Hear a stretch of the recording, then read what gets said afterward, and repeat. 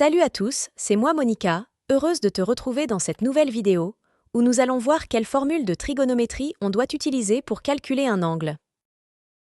On souhaite ici trouver la bonne relation de trigonométrie pour calculer la valeur des angles demandés. On rappelle qu'il existe 3 formules de trigonométrie, que l'on peut se rappeler à l'aide du moyen mnémotechnique suivant. SO, K, TOA. Le S pour sinus, qui est égal à O, le côté opposé à l'angle, divisé par H, l'hypoténuse du triangle. Le C pour cosinus, qui est égal à A, le côté adjacent à l'angle, divisé par H, l'hypoténuse du triangle. Et T, la tangente qui est égale à O, le côté opposé à l'angle, divisé par A, le côté adjacent à l'angle. Pour savoir quelle relation de trigonométrie on va utiliser, on va commencer par se poser une question très simple. Que représentent les côtés dont on connaît les longueurs? Est-ce l'hypoténuse du triangle? Le côté adjacent à l'angle? Ou le côté opposé à l'angle?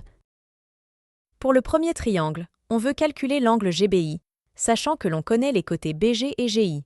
Regardons ce que ces deux côtés représentent. GI, c'est le côté qui se trouve en face de l'angle GBI, c'est le côté opposé à l'angle GBI. GB, c'est le côté qui se trouve à côté de l'angle GBI, et qui n'est pas l'hypoténuse, c'est le côté adjacent à l'angle GBI. Maintenant que l'on a identifié les deux côtés, on peut choisir la relation de trigonométrie qui permet de calculer l'angle GBI. Et la seule relation qui utilise le côté opposé et le côté adjacent d'un angle est la tangente. C'est donc la tangente qui nous permettra de calculer la mesure de l'angle GBI. On peut alors écrire que tangente de l'angle GBI est égale à GI, le côté opposé à l'angle GBI, divisé par GB, le côté adjacent à l'angle GBI. Passons au deuxième triangle, dans lequel on demande de calculer l'angle RMS, sachant que l'on connaît les côtés SM et MR. Déjà, MS est le côté qui se trouve en face de l'angle droit, c'est donc l'hypoténuse du triangle. Ensuite, MR est le côté qui se trouve à côté de l'angle RMS et qui n'est pas l'hypoténuse.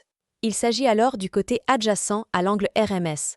On peut à présent déterminer la formule de trigonométrie que nous devons utiliser, et la seule relation qui utilise le côté adjacent est l'hypoténuse du triangle et le cosinus. On utilisera donc le cosinus pour calculer l'angle RMS.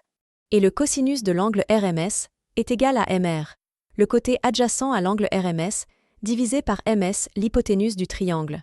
Dans le dernier triangle, on donne les côtés GD et DP, et on souhaite calculer l'angle DPG. GD est le côté qui se trouve en face de l'angle DPG, c'est le côté opposé à l'angle DPG. Et DP est le côté qui se trouve en face de l'angle droit du triangle, c'est l'hypoténuse du triangle. Cette fois-ci, ce sera le sinus que nous utiliserons, puisque c'est la seule relation qui utilise le côté opposé et l'hypoténuse du triangle. Et on peut écrire que le sinus de l'angle DPG est égal à GD, le côté opposé à l'angle DPG, divisé par DP, l'hypoténuse du triangle. Merci d'avoir regardé cette vidéo. Pour finir, je citerai le basketteur Kobe Bryant. Je suis quelqu'un de réfléchi seulement dans le sens où j'apprends à aller de l'avant. Je réfléchis en ayant en tête le but que je veux accomplir. Un grand merci pour votre fidélité et votre soutien. Grâce à vous, nous continuons de grandir et d'innover chaque jour. Merci.